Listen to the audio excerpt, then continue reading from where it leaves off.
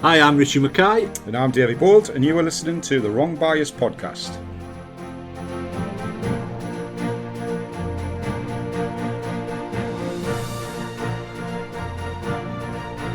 On today's podcast, we have Sian Honnor, who is the owner and editor of the magazine Every Bowler Will Know in Every Club, Bowls International.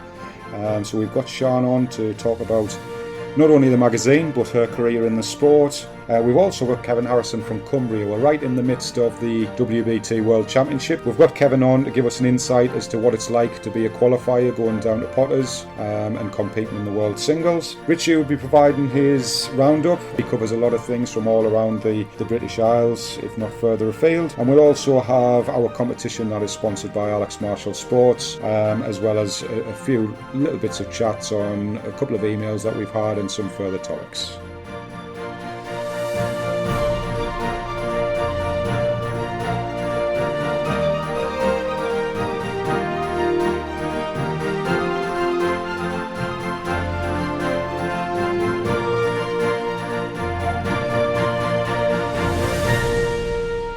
Well then, mate, here we are again, number 7. Lucky 7, mate. 6 gone, down to 7. Let's hope it is lucky, because we were talking last time, it might be our last. I know, Peter Tallick says, I'm sorry to hear you're finishing. I'm going, you're finishing what? You're out? You're out. Anyway, World Championships has been on, mate. It's currently ongoing. From what I've seen, it's been good. The crowds have been good. Visitors good. We're obviously going to discuss it a lot more in the next show. Yeah, I think. Well, obviously we've got Kev Harrison on the show, who qualified from Cumbria, and so it'll be interesting just to get his insight as to what it's like as a qualifier. And I think it's good for people to actually know what it's like down there, because I've got no doubt there'll be a lot of people sitting in the house and saying, these qualifiers, they think they're the bee's knees, but they get down there and these seeds who've been there for many years keep taking them out. Yeah. But there are very, very good reasons as to why I feel that is happening. But it'll be interesting to chat with Kevin and get his insight into it, and I'll draw on a little bit of past experience from myself of when I've been down there, and just to give an understanding to people as to what it is really like when we get down. I can't be putting up with 4 extensions because it's just slowing the game down. That's 4 each in each set, and to me it's just. Well, I think it's brings a dimension to the game that maybe one in a game where you desperately need, but if not, then take a chance, stand up at the mat and think how it sets up. It looks like they've got the big telly, so they've got a good idea. And in fairness, the umpire, I've got to say, the umpires down at the World Championships are top notch. Yeah. The years I've been there, you ask them a question and you look at it and go, I fancy that, and you say, what do you fancy? They turn around and just pretty much in the main turn around and say, no, it's green or it's red. Yeah. And generally 95% of the time they're on the button. Aye, yeah. So you've got resources there to do it. I think the shot clock's a great thing because it does keep up the pace of the game, but I agree it's now gone up in numbers it's just the extensions. I can't be doing it. It's not ideal for the coverage neither, is it? Because we talked about it where it cuts off at a certain point, and it only takes somebody to say I'm using the shot clock and a timeout, and it could be at 2 minutes to 5 on the last end, and the BBC aren't even going to think twice about saying, you can look at it all you want. Well, I'm not going to pick you up on that one because you did put the heck on it. You did put the mockers on it. Come on then, what have I done? Getting off your bandwagon about the BBC cutting us off before the crucial ball. Well, the WBT managed to do it themselves this time, where he was firstly, well, that's the end of the game, thank you very much. Unbeknown to them, he could still actually get something out the set. Meanwhile, our commentator says, thanks very much, folks, see you later. And the umpire's walking up the green, the jacks casting up, and the keyboards around the country were going like that. they couldn't type quick enough, mate. That's right, because he tied the first set, didn't he? He tied the first set. If he got a 4 in the last end of the second set, he could have obviously tied it again. There's the umpire walking up the green. The jacks are way up, and thanks very much for watching, and see you later. That's awful. And then it went off, and then it come back on, and I'm saying, Baldy man, what you doing? Sorry, I take it all back, baby. What you doing? My other thing, the coverage has been great. Watch all the games on Facebook and what have you. YouTube, yeah. But there's that option for the chat on the side, and that needs to be disabled. Take it off. Oh, yeah. Because everybody's opinions are on there. Oh, it's no good. Spammers and they're coming on and There's some derogatory comments going on there, and I'm sorry, it doesn't anybody new going on to read it and you read it, say, well, what a Mickey Mouse outfit this is. Just disable the comments. Yeah. Can't be doing it. There's not a massive need for it. I don't think people particularly go on there. They could use Facebook and contact somebody if they wanted to contact a friend. They don't need to be then having an in-depth discussion about the. Surely you're there just to watch it, and you can make your own mind up during the game. So I know you can take it off, but it's just one of those things that pops up all the time whenever you change your phone around. Yeah, and the other thing would be there's no balls in bowls. The number of people that went on that chat and said balls, there's no balls in bowls. Whether you're a starter, you're new to the game, it's balls, BOWLS. Class. And I have to say, mate, our listening figures is tremendous at the minute. Up to 3,000, poking the eye off, tremendous. Thanks for all your support. Definitely, without a doubt. Get us up to that 3,000 mark and we'll be advertising at ASAP.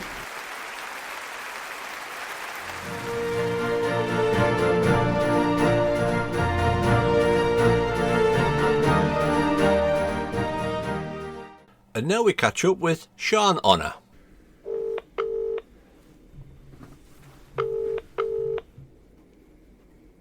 Hello. Hello, Sian. How are you?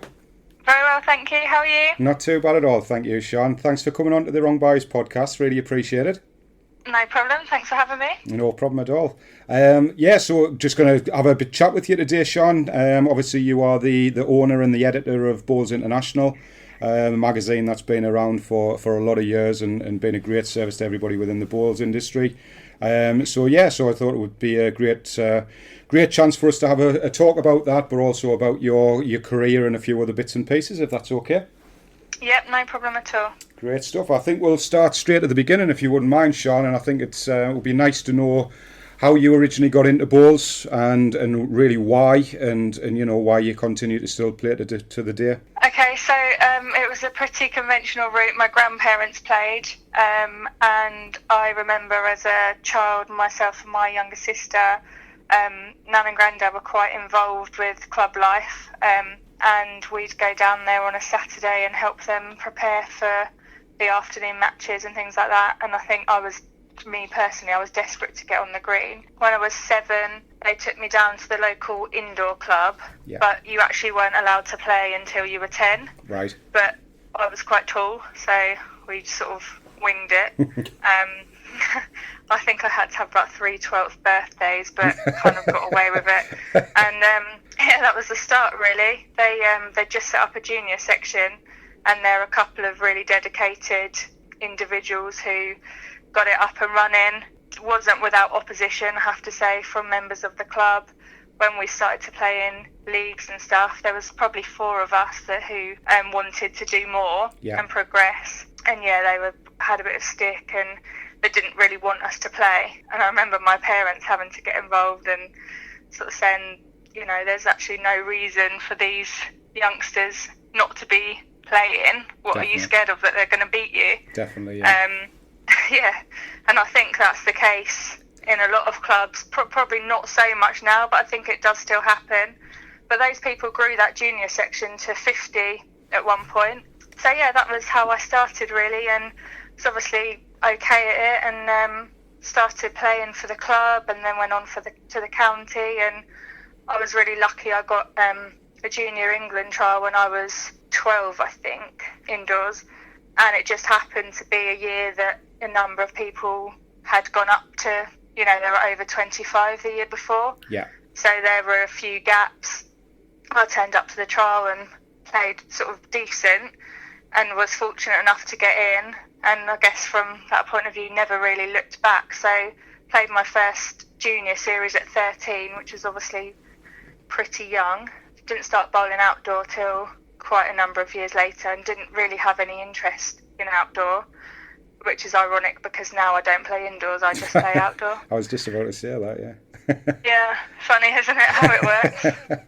So, you know, there's a lot of people trying to do a lot of things to promote the sport and get people to play. What at that age did you think was sort of, you know, we're always looking for that X factor of why do people start to play the sport? What is it that actually gets people onto the green? And you said there that you were itching to get on. What do you think it was? Is it just obviously the fact that it's a target sport, or? I think I was good at sport at school, and I played in most of the teams at secondary school. So possibly that. I mean, if my grandparents weren't bowlers, chances are I probably never would have started to play bowls, which is really sad. It is, yeah. But I think I was there. I could see it unfolding in front of me, and naturally I just wanted to have a go. We had some carpet bowls which we used to play in the garden, and I used to sort of challenge my grandparents for money. Probably always good hand-eye coordination, and yeah, I just wanted to be involved in it. I never wanted to be watching it. I wanted to be playing it myself, and I think that's the key thing with bowls, isn't it? It's really addictive because it looks so easy. You get on the green. There aren't many people that don't get hooked simply because it's obviously a lot harder than you think it's going to be. Absolutely. And if you're competitive, naturally, let me have another go, hold on, I want to get closer. And that's how it starts, I think, for a lot of people. That's what sows the seed, and that's what keeps people coming back. But obviously, the key thing is getting bowls in people's hands to start with. You were a lot posher than what I was to be playing with carter balls in the back garden, because I used to roll golf balls towards a marble in the passageway in the house. So my mum was ecstatic at all the paint coming off the skirting boards and the bottom of the doors. Yeah, I bet she was chuffed for that. Well, yeah, I sort of adopt what you're saying there, because I genuinely agree with you for the fact of I hate seeing sort of a coaching session within a club where somebody's taken to one side and they stood there for 5 or 10 minutes prior to getting onto the green itself and going through the motions of this is the bias, this is how you point your feet. My opinion on that is that just get people on there and let them do things wrong, because you've just summed it up there. I think the big obsession and the addiction to the game is actually seeing the ball go off on a complete tangent opposite to what you thought you were going to do and understanding why. And I think that's that is the big catch of where people want to just strive to work out how you give something bias and let it come back to the jack. The other thing is also, people that are, just having a go for the first time really don't need to be bombarded with anything. No. They certainly don't need a detailed rundown on rules of the club, etiquette of the game. None of it is important. You're it right. can all come so much later. You're right. And the starting point is having fun. Absolutely. It's getting the hook, isn't it? The hook's the big thing, because... Yeah, exactly. It's actually the essence of the game that people need to know. That, this is what we do. Have a go. See what you think. Yeah. That's it. There's no room for anything else. There's so much time for all of that. People don't need to be wearing anything particular either. Just turn up in what you're in, take your shoes off, crack on. Don't get us started on this, Sian. That's it, isn't it? Sian. No, I think we spent about 3/4 of an hour on the last show talking about this one. Yeah, it's a major frustration. Once they're on and they love the game, then the learning side of things comes so much easier. Whereas when you're trying to be told what all of the facts and figures are prior, I think you're just thinking all I want to do is just go on and get there. You just lose people, don't you? You do. Lose I think they people go on before you've even started. Yeah. If you've got someone to walk through the door of a bowls club and get on a green, you are more than halfway there. Without a doubt. Yeah, without a So doubt. don't chuck it away and, waste the opportunity by sort of, loading them up with stuff that just makes it seem boring and dull. Actually, I can't really be bothered with this. Definitely, and you can see it in people's faces when you see that type of thing as well, and it is sad to say, because, like I say, it's like everything. People don't go and be told how to play a game of crazy golf before they go on there. They just go on and try and hit the ball, and if they miss it, it's a big laugh, and they enjoy themselves. So you don't need the facts and figures before you get on. So I completely agree with you there, Sian. So moving on with the Bowls International side of things, can you just give us an understanding as to sort of the timeline of how you came about? It must have been great to be involved in the sport, and then as work progressed, you obviously got involved in what is the biggest magazine in bowls. So I'm a journalist by trade. Yep. I studied English literature at university, and then I did a journalism course, like a specialist journalism course after that. So I had a column, like a quarterly column in Bowls International many years ago, and I had sort of basically free reign on topic. Started working for local papers, was sort of working my way up, like in my field. Yeah. And then just really strange how things happen. got back from the Commonwealth Games in Glasgow, we'd moved down to Sussex I had quite a decent promotion, and we'd relocated down there, myself and my husband. And I said to him on the day I got back, I think I'm going to start looking for a job. And he sort of said, oh, great, we're moving again then, are we? I said, yeah, I think we might be. And I went into work the next day and thought, right, I'm going to really sort of search and find something else. And I just got a phone call completely out of the blue from Patrick Holbert, who was the editor of Bowls International at the time. Yeah. Had a brief chat, and yeah, that's how it started, how it came about, really. So I took over as editor in September 2014, and then I bought the franchise a couple of years ago. So obviously I've got more of a free reign now. I relaunched the website, relaunched the Hot Shots Club, the badges, brought in a gold badge as well, so people can get, if they have 3 hot shots in a year, they can get their gold badge. Yeah, I mean, it's a great magazine. It's a monthly magazine. It's been going since 1981, so it's really well established. Definitely. It's the only magazine to sort of offer such a wide range of, news, debates, features, coaching.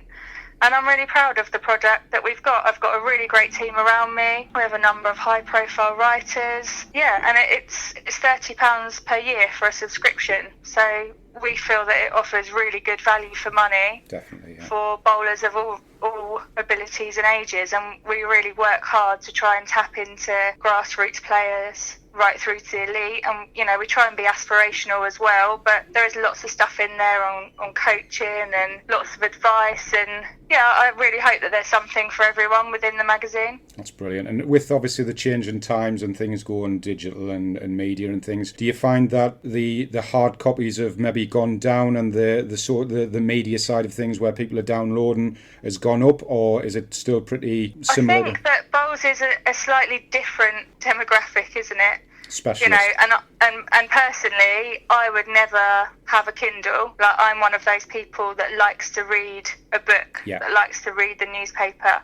I mean, the website, we have news on the website, and obviously being a monthly magazine and print deadlines, we're always behind the news, but that's why we can run both side by side. So the website offers the up-to-date results and the news, but the magazine is much more features-based and interviews-based, and just the whole picture. And obviously people are interested in people. You can get the results straight away, and the modern world, everything's on demand, but actually the magazine, the print version, offers a much more in-depth and much more colourful account of what happened at those tournaments, for example. So I think there's still very much room for both. Our magazine sales are strong. That's great. People like to read a magazine still on the subject of bowls, and as long as that's the case, then it's happy days. Absolutely. And it's not often you don't walk into a club, and obviously there's a lot of club copies go out as well, and I walk into our club on a regular basis, and you'll see somebody standing there and they're reading the club copy. So I mean, we send out copies to club. We rotate it around the country now, and clubs are encouraged to purchase a club copy, at least one. Because we know that members of club, do read it while they're before or after a game. But obviously it's just really important for us to get the magazine out to as many people as possible. We have a digital app as well, and the numbers of that are good too. It's available on other platforms as well. Yeah, as I say, it's something that I'm really proud of. I think it's a really good magazine. Yeah, I agree, and you should be as well. It's a fantastic magazine, and you do a great job for everybody within bowls. Thank you very much. So, moving on, give you a little plug here. Obviously, you're going to be commentating down at Potters next week for the World Championships. Yeah. We covered a little bit of it last week. We have actually got Kevin Harrison on the show, who qualified this year from Cumbria, so I'm going to get a qualifier's point of view. Interested to know what your thoughts are so far of the World Championships, of what you've seen. Been good. I mean, it never disappoints, does it, Potters? There are always strong games. A slightly different situation this year because there are more qualifiers, so it's a little bit different this year. But yeah, some of the games that I've watched have been really good. It's great to see Nicole Rogers playing so well yesterday. Definitely. In the women's. I think she's a real one to watch. Well, my tip, I did tip Devon to win the women's as a young girl, and every one of my tips so far, Richie will confirm this, have all gone out first round. So I have been the kiss of death to everybody who I've quoted this time round. But I think Devon played really well on our first occasion against Alison Merrion. He's shown people out there that there's a lot of really good, talented young girls playing the sport as well. Yeah, and I do think the women's game particularly does need a little bit of help. You know, we need to encourage younger women and younger and middle-aged women, I'd say, to take up bowls. Yeah. So anything that can be done to showcase the women's side of the sport, then it's brilliant. And it's good to see high quality standard games being played at Potters, where, you know, we've got a little 15 minutes opportunity, haven't we, for people to see it. Absolutely. And one thing that was a real frustration for me, and I'm pretty sure you were really instrumental in potentially changing the ruling on this, was obviously the women being able to play out of work hours, which I still find is a major issue in my area, and I keep trying to drive this, that, you know, parents and working women cannot play at 2 o'clock in an afternoon in a county match or a national game, and we're still seeing Richie reports a lot in the paper, and you see the paper reports and withdraw, and it's I don't know if they can't be forced to play counties at that time, because Bowls England, because when I played in Sussex I had no end of trouble for that very reason. Just sort of entered the counties and got to Sussex and shocked and pretty horrified to find that they played at 10 o'clock and 2 o'clock in the week. I just couldn't believe it, and I actually did a petition, and Bowls England brought in a rule to say that counties cannot do it. If that is happening, then they need to be contacting Bowls England. Rule is, which obviously was my point all along, if 2 people are drawn to play against each other that want to and can play at 2 o'clock, no problem at all. Right. Well, no issue, like obviously not. Or 10 o'clock or 3 o'clock or whatever it may be. But there should never be a situation where women that work or are in full-time education have to be playing at those times. There should be provision, and that is exactly what the Bowls England rule states. It can't be made to be playing before 6 o'clock. So I mean, the counties, the thing is, if it's happening, and I'm absolutely sure it is in some places, like, these women need to speak up for themselves, because obviously Bowls England can't monitor what every county's doing. They can only offer the rules and the guidelines, but if they're not being adhered to, then it's down to those people that are affected. And this is the thing that frustrates me so much. You know, when I said to those Sussex women, why have you let this carry on for so long, their basic reply was, well, we just didn't think that we'd be picked for the county teams if we made a fuss. Yeah. And that is exactly what you sort of hear. That's not good enough. It's not, no, you're right. That's outrageous, actually, because it's those people that are completely killing the women's game. And do not. And how can we possibly sell a sport where, you know, if you want to be competitive and play in those sort of matches and fixtures, but you can't, or you have to take holiday to do so. I mean, obviously Leamington's slightly different. Everyone knows when Leamington is, and that's part and parcel of playing in it. But the actual qualifying rounds, you should not be forced to take time off work and holiday to play in those. Totally agree. Because it's discrimination. You can't. They shouldn't be allowed to be getting away with it. But if Bowls England don't know, then they cannot do anything about it. Just because the minority of people are workers, then every single bowler has to play at 6 o'clock. That's not the point at all. No. But the point is, don't completely rule out people that are working or in full-time education. Everyone should have the same opportunity to play bowls. Exactly. Competitively. Completely agree, Sian. And You've probably got me on my soapbox now. Oh, don't get us wrong. I'm completely on board, and like I say, I have this discussion, especially obviously in my position. It's with what I do with work now, it's something that comes up on a regular basis. So I totally agree. Before we blow a gasket, I think we'll move. Upset anyone else? Yeah, we will move. There'll be more from Sian later in the programme. And now it's time for Richie's Roundup. Cue the music. The Men's Denny Cup has reached the semi-final stages. After a 37-shot win over Clary Dunbar, holders Extonia will face Weir Valley in the semi-final. Meanwhile, the Shields Vipers are still on course for another final appearance after a 10-shot win over Leicester, and they will play St Neots in the other semi-final. In the Denny Plate, last year's runners-up, Blackpool and Newton Hall, beat Spalding by 12 and will face Norfolk in the semi-final, while Torbay beat Midgloss and will play the only other previous runner-up, Swale, who eased past Oyster. In the Ladies Yetton Trophy, Harrogate's great little run came to an end as they were beaten by Lincoln. In the semi-finals, Lincoln will play Norfolk, who beat St Neots, while there will be a repeat of last year's semi-final as Dolphin faced Dorchester. Dolphin defeated Swale, while Dorchester won a thriller by 1 shot against Handy Cross. Meanwhile, in the Yetton Plate, South Forest hit a ton against Houghton, Ipswich beat Welford on Avon, White Oak defeated Victory, and Moonfleet 2000 defeated Cotswold. The Egham Trophy has reached the semi-final stage. Holders Exonia will play Swale, while Lincoln, who beat Shields Vipers, will play St Neots. In the Liberty Trophy, holders Durham are still on track for a 13th title after they defeated Cumbria and will face Cambridgeshire, who defeated Norfolk. Meanwhile, Devon eased past Somerset by 6 and Sussex beat Hampshire by 12. In the Women's Athlete Trophy, I up gone early. That sound must mean we've lost the holders. Yep, Cambridgeshire went out. They were defeated by 3 shots by Norfolk. Norfolk will now play Lincolnshire, who beat Nottinghamshire by 24. In the other semi-final, Dorset will play Sussex. Dorset beat Somerset by 27, while Sussex beat Essex by 35. The final stages of the lads and lasses under 25 singles takes place at Spalding. Defending champion Conor Sinato has a tough first round tie as he faces the 2018 winner Jamie Barker from St Neots. Meanwhile, in the lasses event, Exonia's Nicole Rogers will be looking to go one step further after losing last year's final, while Westallcott's Katie Smith will also be looking to grab another title.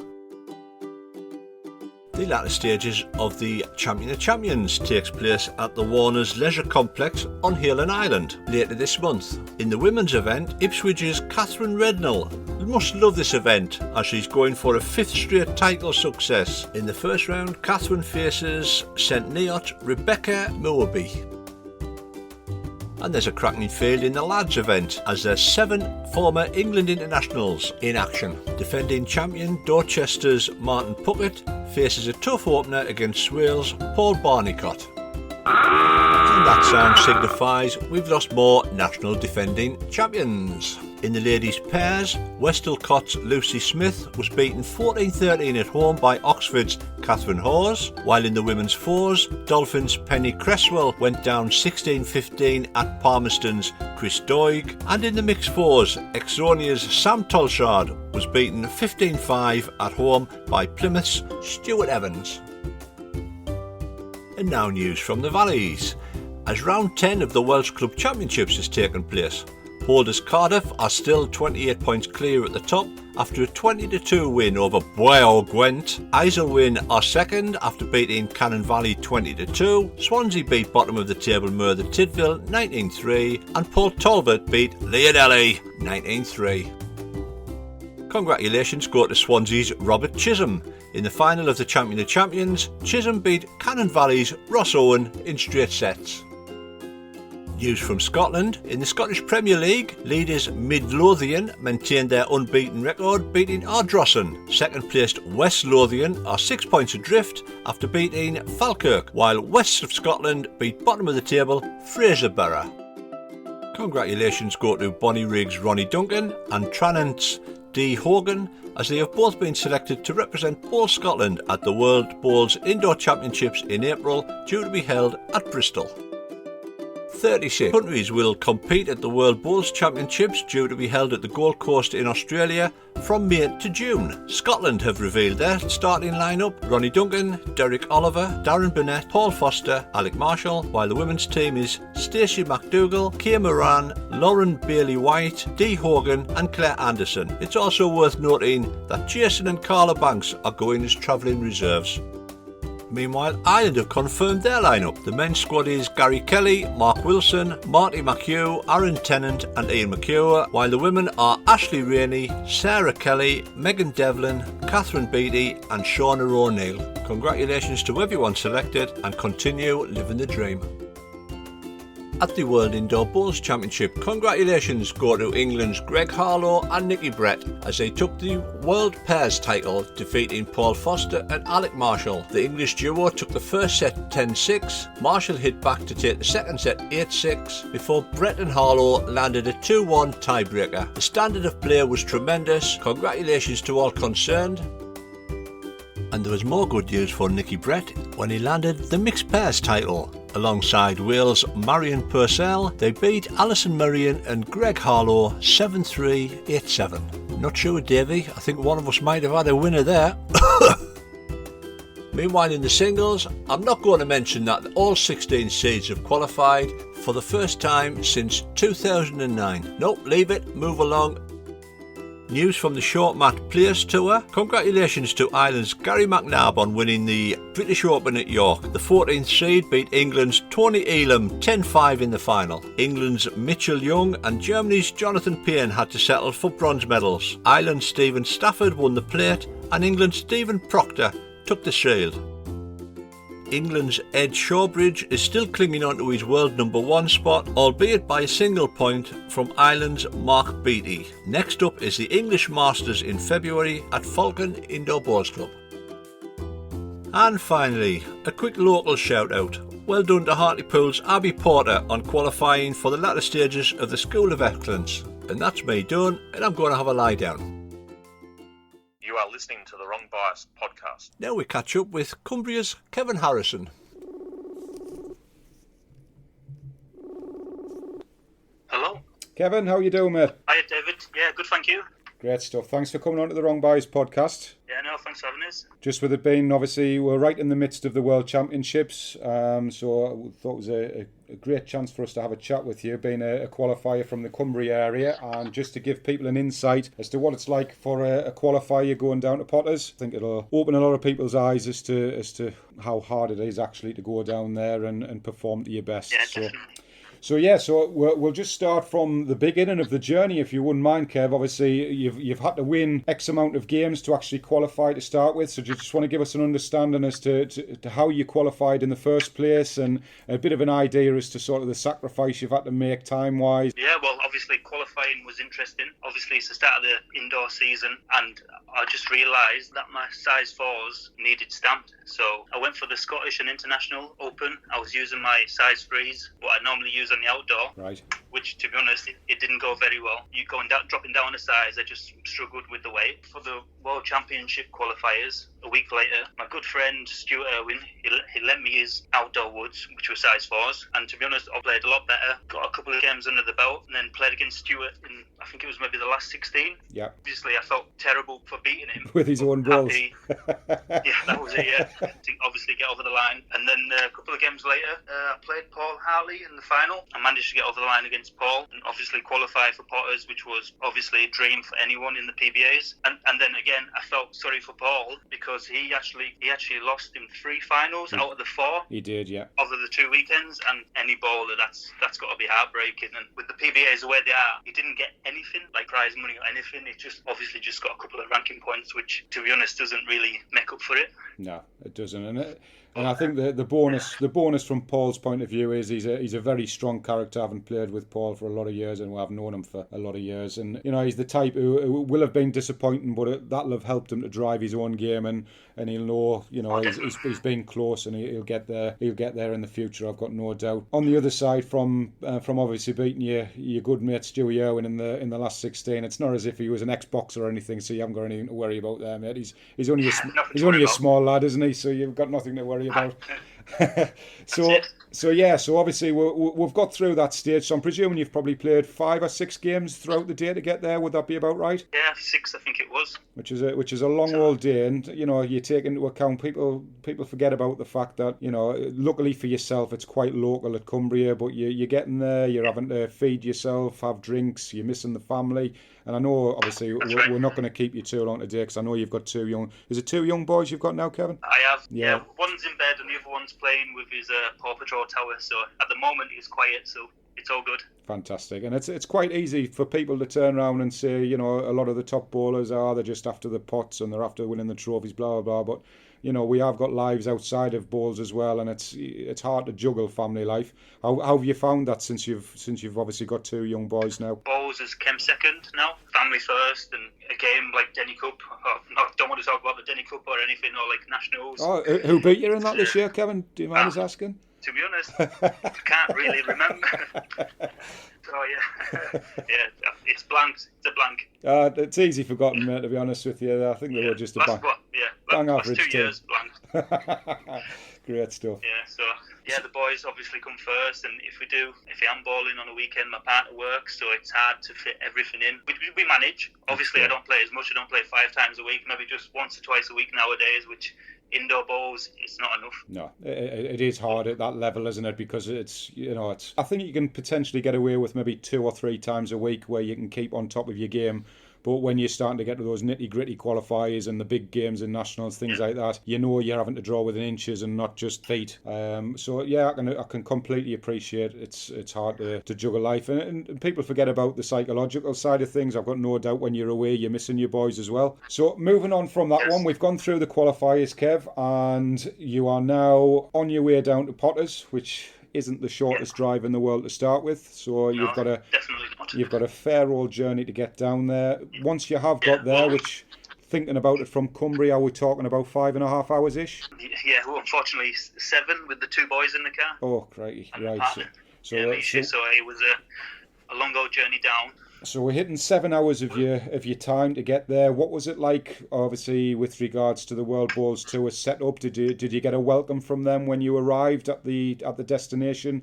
And as a qualifier, were you made to feel welcome? And do they give you a full understanding of where you need to be and what you need to do? Yeah, definitely. Yeah, I found out I had 5 practice sessions spread over the 3 days I was there. So 5 30-minute practice on the green as a pair, I thought was quite good, reasonable. 2.5 hours to try and hopefully get something together. So I tried to set targets for each session, just to obviously try and set a target for every 5 sessions I had. So say the first session, I tried to get through as many, but I think I had a practice with Greg Harlow. Yeah. Obviously just tried to play as many balls as I could in that half an hour. And obviously you're playing on the carpet at 18, 19 seconds. It's not a lot of balls. It's not a lot of balls in half an hour. No. So I felt good after the first practice. I started to get my bearings. Second session, I thought, right, time to try and pick a hand, try and favour a hand one way and the other. So I went for backhand. And then the third session, the night before the game, I thought, right, time to get the heads together, try and get some balls close, try and pick a length. And I went into it with an open mind, I played short lengths, long lengths, mat up, and honestly, I just couldn't find it. It was like the worstest nightmare. It's like the night before obviously the biggest game of my bowls career. Yeah. I just couldn't feel it. My head was gone. Obviously walking back to the room, because they're in little lodges down there, out of the villa, you just nice little bit of fresh air. Yeah. And I was just so down in the dumps. I thought, oh God, what am I going to do tomorrow? But anyway, I woke up. I didn't have much sleep. Time for the 4th practice, and I was at the green ready to go on. And luckily for me, partner I was supposed to play with didn't show up. So I thought, great time to try and practice my game, which I would. When I was at home, at Carlisle, just try and play same length both ways, just try and get the arm going, try and get it obviously going nice and smooth, and just to get try and feel that consistency. After a couple of ends, I was starting to feel, hold on a minute, my balls are running a yard heavier, 5 feet further one way than the other. So I'm here, I'm scratching my head, I'm thinking, how did I not see this sooner? But obviously, we've been a qualifier, I just felt there was just too much to take in that short, 4 practices beforehand, just in that short space of time. You're looking around, you're looking at the stands, lights, and I just wasn't focusing on what, I don't know. But anyway, so I was so happy to find this little glitch that was causing me problems in my last sessions. I went for breakfast. I was in a good mood. I was feeling up for the day ahead. I had my last practice session about 12:30 to 1 o'clock. Yeah. And there was music on in the arena, because obviously halfway in the day there's people sitting in waiting for the next game to go on. And honestly, I felt good. There was music going, some nice tunes on, and I felt after the 30 minutes I felt confident. I was starting to get a feel for it. And then obviously finish that session. I've got about 2.5 hours wait before my game. Yeah. Been the second game on in the afternoon. I just had 2 trial ends before the game. And I think the 3 other games on through the day, they get 30 minutes. That's right. Of practice, trial ends, whatever you want to call it. Yeah. So 2 trial ends, you know, so where you are, it's not a lot. Especially when it's completely different as well, Kev, because obviously once those, right. you know, however 100 many people come into the arena, the heat goes up, the lights are on, and the pace of the green just increases. It ends up, you know, ridiculously quicker than what you've been practicing on. Darren gave me the jack, obviously, ball the jack. He went flying into the ditch. It was the first jack I've thrown in, like, since I've been there. Yeah. And then I thought, right, I'll play the 20. I put them out a couple of dots, played the 26 metres again, just practicing in the morning. I thought, right, just let it go. And then it goes running 5 feet, and you're thinking, oh, God.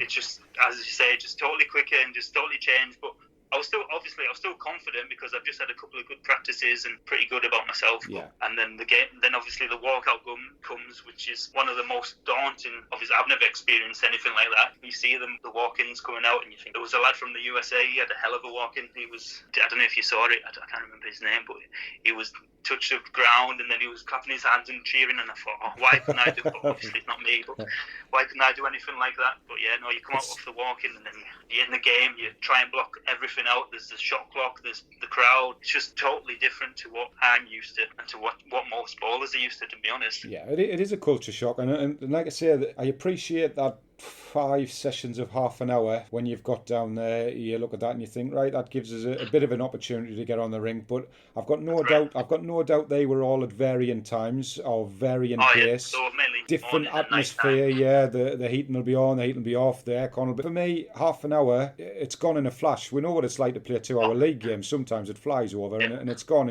and I still don't feel that 5 sessions of half an hour is going to get you anywhere near what you need to be to understand that rink. And this is where qualifiers are really, really at a massive disadvantage. And it's no surprise year after year after year where you see the seeds overcome the qualifiers. They are used to this walkout. They are used to, you know, if you're thinking about that daunting experience prior to going out in the game, then you're not thinking about what you've got ahead of you to start with. And I know you will tune into it, but it's a whole new thing, and they're used to it. They've done it year after year after year. They know the green. They're playing on it regularly because they're playing in different competitions there. Prior to that, the mixed pairs and other things, the men's pairs. It is massively daunting, and it is a total culture shock because portable rink itself is actually shorter than what you're used to playing with on a normal green. So your full length, what you would normally play in your normal club, the maximum you can probably get on that is about a 3/4 because it's 3 metre tees as well. That's right, and genuinely just feel that there needs to be a little bit more for the qualifiers to put them on a little bit more of a level playing field. And we can have the argument all the time of, you get there and it's the whole experience, and you know the whole aim is to get there again, but a lot of people won't, and it's that whole thing of you get on there and it's done and dusted before you've even know it's happened. And it's so frustrating because you walk off there and you know that you are so capable of playing a lot of the shots that I've no doubt you missed in that game. And one springs to mind, and whenever people qualify and go down there, I always say to them, do not try and play the timed ball, because that is the thing that the seeds get over you time and time and time again. They will not tell you until after the event, but when you've played it and that last ball in the first set is the one that springs to mind, I think you had to take Darren's ball out to probably win the set, and you tried to play a little forehand timer which cut underneath the head, which lost you the first set. Am I right in thinking that? I remember seeing the shot you played. And I think it was.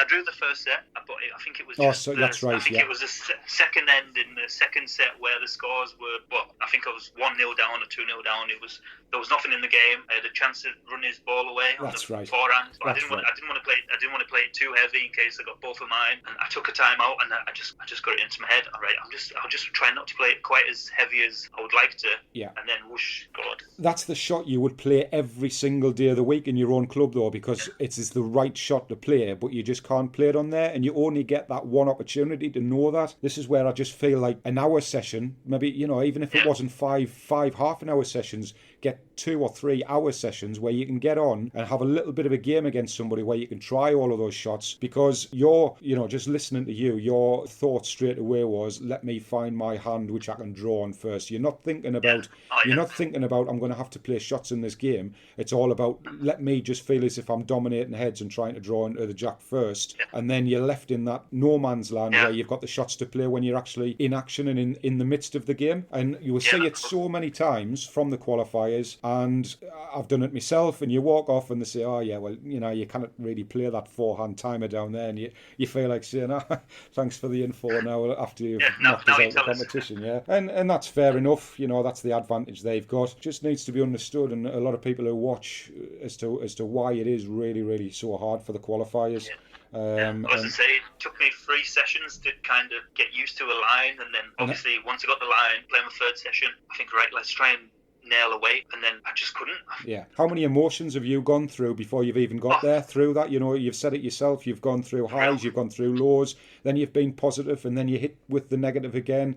And the best balls, and you'll know this yourself, comes from when you've just got an open mind, free mind, and you just play to your own ability. Add misery to it, you don't necessarily get to play with the balls that you've actually qualified with, which really, really irritates me. And I appreciate it's for TV, or so they say, that it distinguishes between red and green. But as I always say, when have they ever taken Ronnie O'Sullivan's cue off him and say, sorry, you're going to have to play with his broom shank to play in the World Championships? It doesn't happen. When you've got a set of balls, you play with your white ones, which I see you play on a regular basis, you will know them you'll know them like the back of your hand. You'll know what shots you can sort of get away with them, and then all of a sudden you're thrown into the whole world of, I've got to sort of learn a new set of balls as well while I'm here. It's one of those things that's a really tough one, and it's great to hear your side of it again, Kevin, and you did yourself justice while you were down there. You've competed on a level playing field with Darren, and the way I looked at the game was, it's those minor little things that if they weren't there, that's the difference between potentially winning and losing that game. 100%,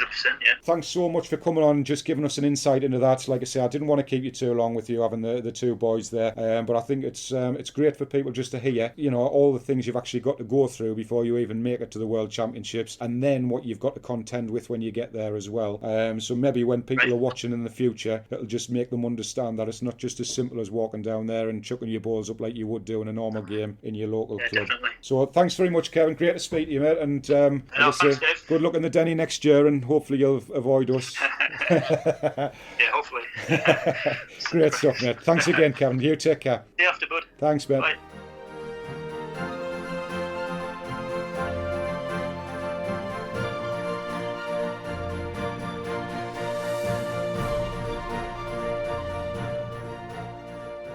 And now it's time for part 2 of the Sian Honnor interview.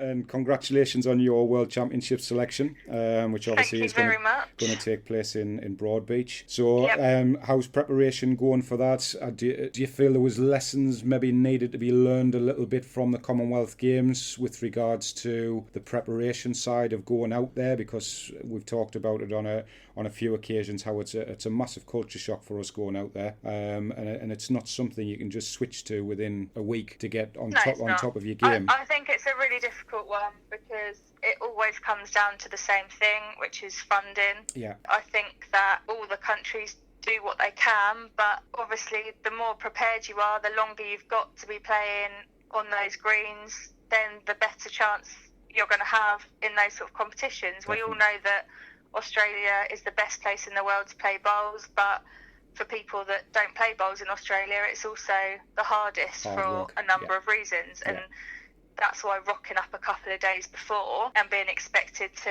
compete at the same level as the Aussies and the Kiwis and the South Africans to a certain extent, it's just not going to happen. No. And it's a shame. It's a shame the players get a little bit of a hard time in some respects from that, because when results are coming back, people are saying, well, these are supposed to be the best bowlers in England, etc., etc.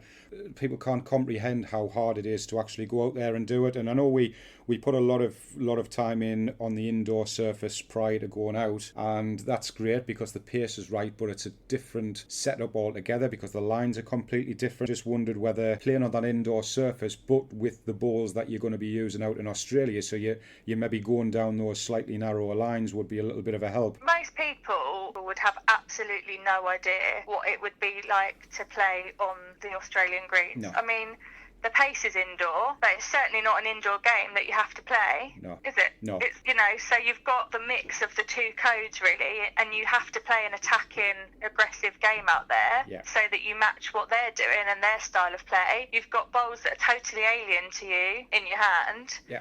And, I think you're right. I think people, if you don't come back with medals, it's almost like it's a disappointment. But it is so hard to win a medal in any of those competitions, whether it's World Championship, Commonwealth Games, Champion of Champions, anything out there on those surfaces. It's the hardest place I've ever played bowls, but also the best. Definitely. And you never know what each day is going to bring. I mean, the wind is a huge factor out there as well, which again people do not realise, and that can change hourly, can't it? It can, and I was just about to say that because I've heard people in the past too.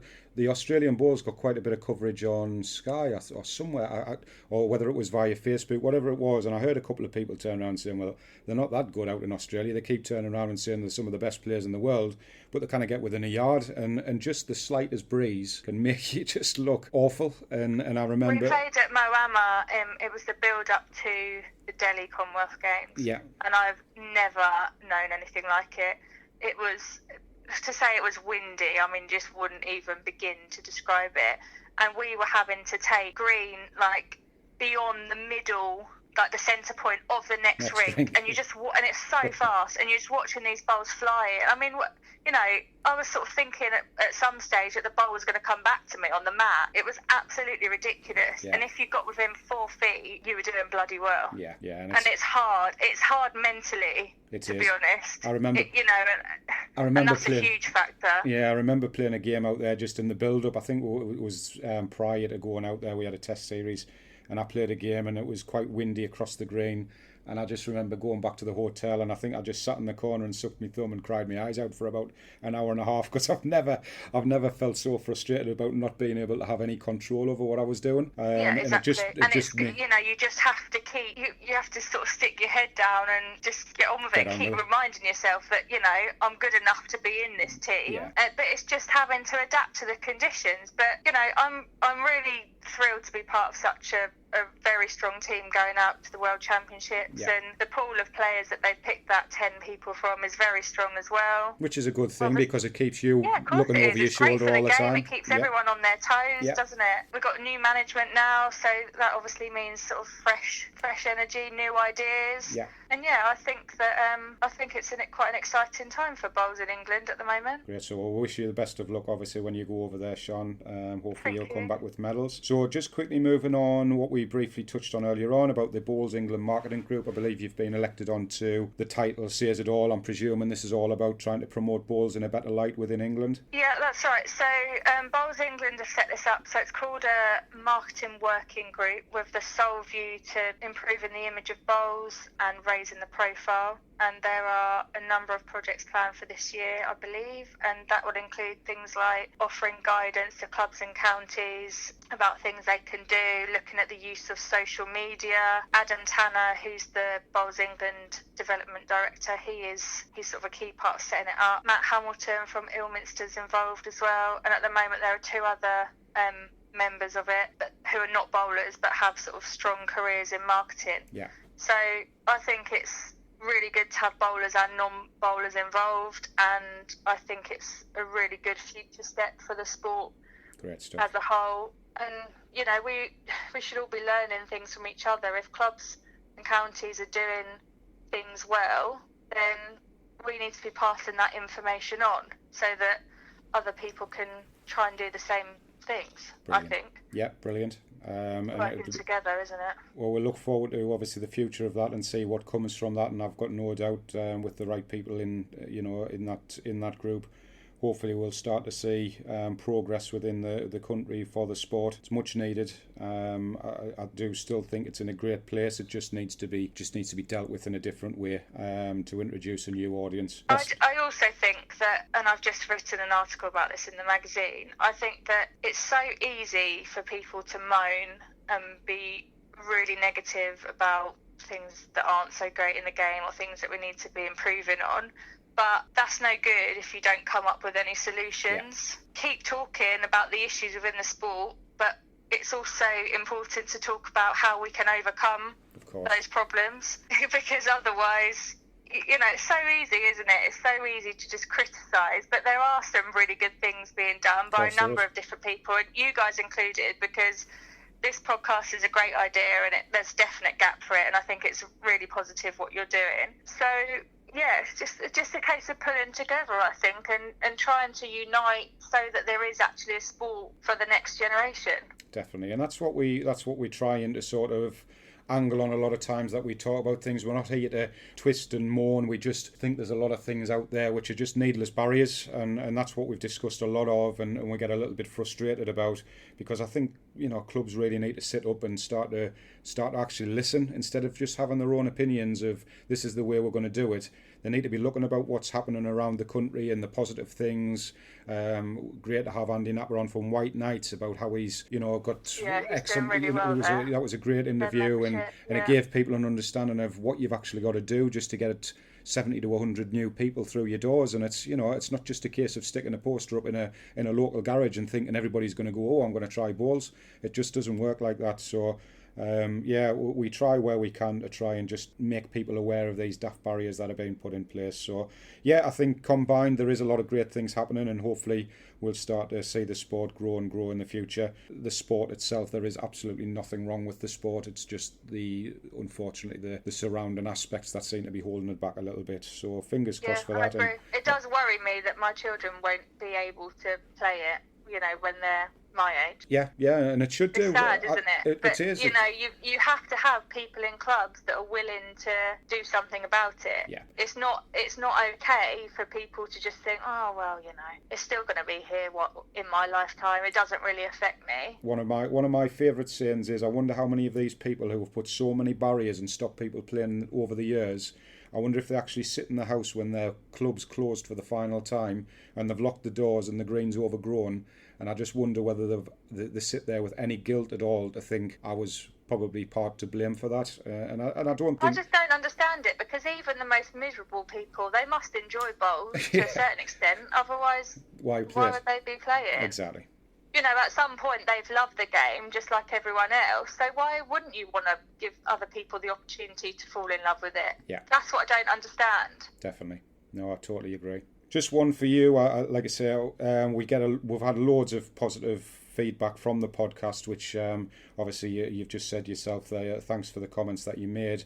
What we would love to hear is, and we've asked for it in previous ones, is there anything you think we could do differently, or maybe introduce something different? Because we love the positive feedback, but we've also said sometimes negative's as good as positive, because it allows us to change something or introduce something that might just increase those numbers. From anything that you've heard so far, is there anything you feel that we could introduce? I think the key problem with bowls at the moment is recruitment.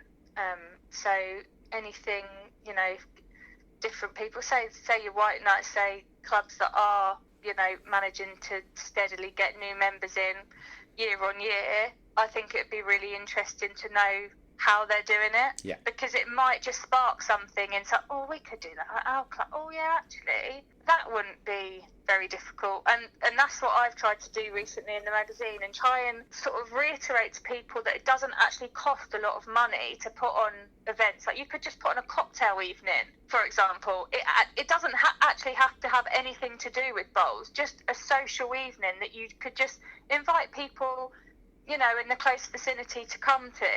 And the cost of those sort of things are far outweighed if you get one member, because it's not just a 1 year membership. If you can retain a member for 10 plus years, then the cost of putting on a few porn star martinis, all of a sudden, it's minimal, isn't it? Yeah, I agree. And I think it's finding people that have got, that can come on and talk about what they're doing and try and share that information, because we need to promote the sport. We need to carry on pushing it and plug in the fact that we're not, all the old age pensioners and things like that people think we are still. I agree, and that's certainly something within the BDA role that I've got. I certainly want to try and apply something. I didn't want to do the podcast and look as if I was using it for that purpose. So we've tried to be quite diverse, but it's certainly something we've got in the pipeline. I would like to invite somebody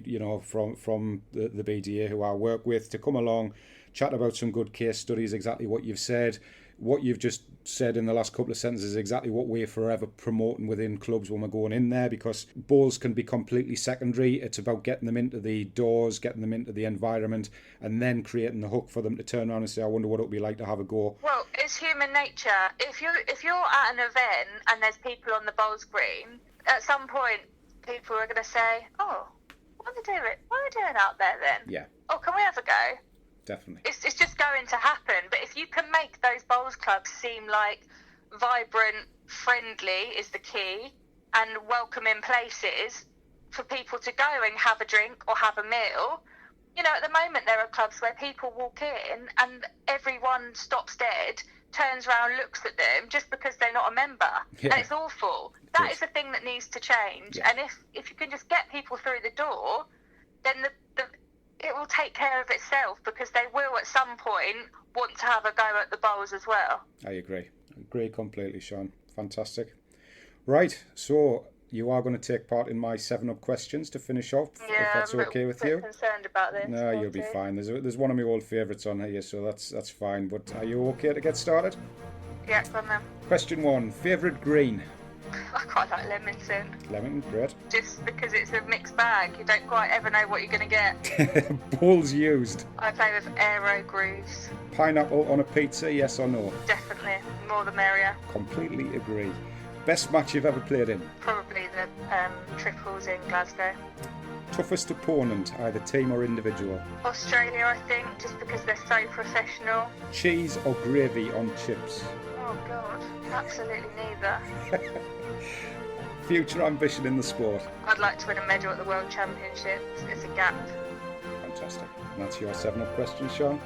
Well, thank you very much. That's been a really, really great talk, Sean. And like I say, it's very, very linear with a lot of my opinions and Richie's. And hopefully a lot of people will listen into that and just realise that there are a lot of passionate people out there that don't just play the sport, but they're really wanting this sport to succeed and move forward.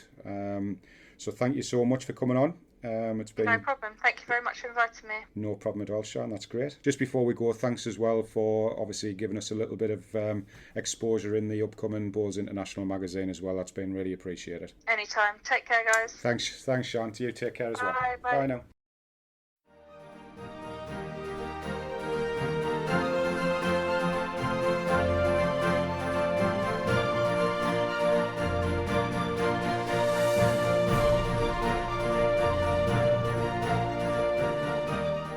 And now it's competition time. During Davy's 7-Up questions to Sian Honnor, which green did Sian say was her favourite? You can enter the usual way. You can leave a comment on our Facebook page. You can email us at wrong.bias@hotmail.com. Again, many thanks to Alex Marshall Sports for their support and for providing the prizes.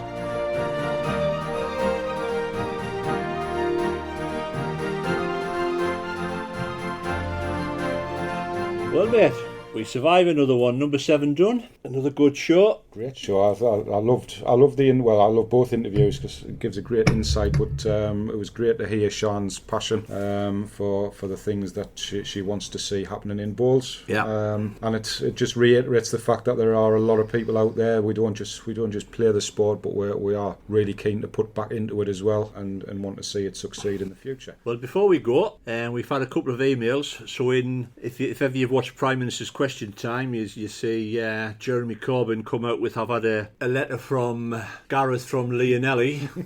Well, we've had an email from, our first one's from Robbie from Scotland. And his question is, do you think you should be able to self-mark a singles tie, not a semi-final or a final? Or do you think you need a marker? If you don't have a marker at the start of the game, you cannot play it. Now, this is one of my pet hates. If you haven't got a marker, I hate playing singles without a marker. I think it knocks you out of your rhythm. Yeah, and I suppose from Robbie's part, I get the feeling that it's something that obviously has happened with himself. All I would potentially say is people are going to, like yourself, feel differently about it because it does knock you out of the rhythm. It's nice to be able to ask somebody what's happening up at the top end rather than having to walk up every time and then having to set the jack up and things like that. But I'm just wondering whether it's angled on the fact that he's maybe, he's had a tie arranged because he hasn't had a marker, they haven't been able to play it, and it's been a competition. If it's agreed between both players, I don't see it being a complete massive issue, to be honest. If they both say fair enough, and whoever loses the end sets the jack up at the top end. If it's a club competition, top of the draw gets the marker, isn't it? Yeah. That's what a lot of them. Although I must say, my local club, who I do hammer a bit, and I'll probably be getting kicked out soon. If you actually don't, I've just found out, if you don't have a marker, you forfeit the tie. The marker has to be a club member. The marker's got to be dressed correctly, and you cannot wear your club shirt in a club competition. I think we're setting a trend. Oh my word! Oh. But I'll move along. There's nothing to see here. Yeah. Move along. Leave it on the fence. Leave it on. I'll be getting my membership card will be getting ripped up as we speak. I think my blood pressure's probably hitting max. And we had another email from an Alan from Northumberland, and he asks, which would you consider is harder, indoors or outdoors? From my point of view, I think indoors is a bit more harsher because you miss the line, you look bad. Outdoors, you can get away with it on a poor green. So it's indoors for me. Indoors for you, my assessment of both was you've got to be very robotic indoors. It's you hear a lot of the outdoor players who don't necessarily play a great deal of indoors saying I can't wait for the outdoor season to start because they get a bit bored. They get a bit bored with throwing the same lines here and there. But I love them both, and they've both got their own intricacies. And you've got to be a bit more robotic indoors. Outdoors, you've got a lot to contend with. Weather, different grass. You walk into some greens and it's longer than your own front garden, which is not ideal. But rabbit raisins at Horton. Rabbit raisins is a polite term. And holes, it's like playing golf. I think they've both got their own qualities with regards to how hard they are. I always refer, even when people say which do you prefer, I think it's a mindset thing. You make your own barriers and make it as hard or as easy as you like, depending on how you actually play both formats. I think if you're winning, you like indoors. If you're losing indoors, you like outdoors. I love them both when I'm winning both. Yes, I think they're easy. I think they're smashing. Easy game. This easy game. There was one last thing. I think we might have mentioned it earlier on, but a special shout out to Andy Napper, White Knights. His recent open day, 53 new members, just kicking short of 100, and I think that just demonstrates that if you're willing to put the effort in, you're willing to go that little bit further, you do get results. You do, and I'm not gonna go on with this one, but I'm really a little bit frustrated at the lack of numbers of clubs in the north, where I know like the back of my hand that there are several who are struggling to the point of they can barely turn out 12 members to play in a team game, yet there is massive assistance out there with funding available, and I don't know how many times I've got to advertise and promote this, but nobody is applying for it, and I just can't grasp it. I don't know whether it's a pride thing, I don't know whether it's another one of those the way we've always done it, or whether they're embarrassed to the fact that the club's struggling. Crikey, get the information. Playerballs.org, get on there, say that there's so many things available, club development plans. Somebody will come to your club. If it's not myself in the north, it's somebody down the Midlands, down south.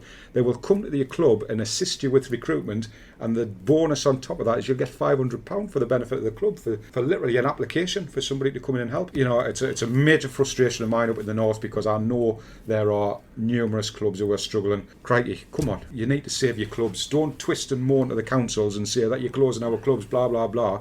Get some help and get assistance, because it's out there and it's available. The tools are there for them, like you said. The tools are there, mate. I think it's just a case of not having the people to step forward to do it. That's probably but then that is part of that as well. We go in there and we try to revitalise the club. We try to make members understand that we don't expect them to be putting 4 or 5 months of hard graft into the club. 2 hours a week or 2 hours a month from individual members across a club can make massive differences, and like I say, you get the benefit of some funding and you get assistance until we feel as if we've got a plan in place that is going to take you into the future. Mirror it year after year after year, and as we just related to Andy Napper, fantastic job. There is no excuses, because if you put the graft in and you're prepared to do the simple things right, there are members out there that are craving to play this sport, but we are just not approaching them in the right manner. Yeah, well, I'm sure that's a subject that we are going to kick into in a future podcast, mate, with your Bulls development cap on. But that's it, mate. Number 7, thank you very much. Great stuff, All enjoyable good. again, yep. And we'll try and cut this one down to about 95 minutes. Thanks to everybody who, thanks to Sean, Kevin, and again, thanks to everybody who listens. Yeah. Thank you. Cheers.